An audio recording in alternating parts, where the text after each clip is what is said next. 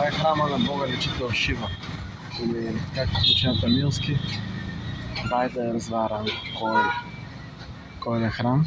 Вайда Разваран е името на Шива, което се използва за да означиш Бог лечител.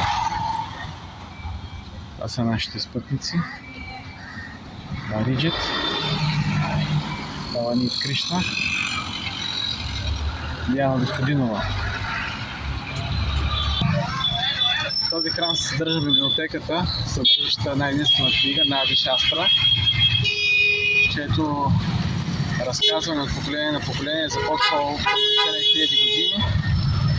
Преди около 6500 е започната да бъде записвана върху бананови листа. До тогава е била предавана само устно. Сега в момента семействата, които тогава са си я предавали, са единствените, които успяват, които могат и имат право да учат всичките езици и да учат цял живот, за да могат да тълкуват написаното и да четат предсказаното и написаното за миналите и за бъдещите животи на хората, както и за тяхната цел на тази земя. В България наричат библиотеката на съдбата. Нарича се така, защото чрез четенето и тълкуването ѝ може да бъде възпроизведена съдбата на всеки един човек в света всяко едно време. Ако щеш, включително и датата на неговата смърт, ако той си го пожелае да го разбере. Е важно последващо му прераждане. Когато някой е успял да промени родовата си карма, текста в ръкописите избледнява, за да бъде дописана новата съдба на съответното същество. Информация за малки деца не може да бъде извлечена след довършване на определена възраст, тогава може да бъде прочетена съдбата на съответния човек. Всички ето тези офисчета са на нади астролози, т.е. такива, които могат да прочетат и да ти тълкуват според себе си това, което е написано в книгите от библиотеката. А всъщност семействата, които могат действително да го правят и имат съответното образование и готовност, са по-малко от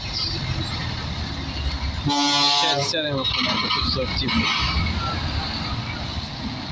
Ето ги другите обитатели на общността. Тук има и други, които ходят в Босия, не съм само аз. От нашите предвиждатели. Не са причастни с любов.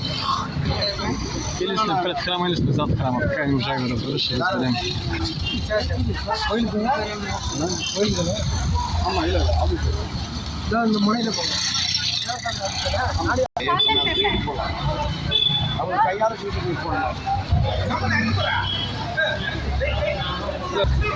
Независимо какво казва жена ми, аз щях да се събудя най-после.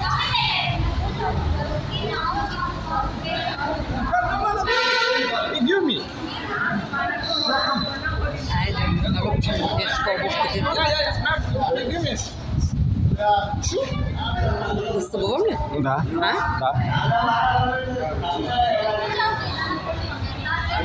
Ще се събудя и нея най-после.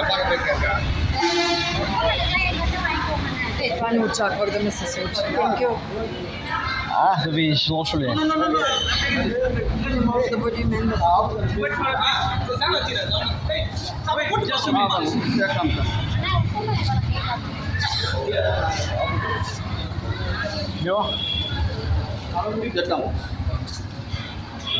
Влизаме към храма.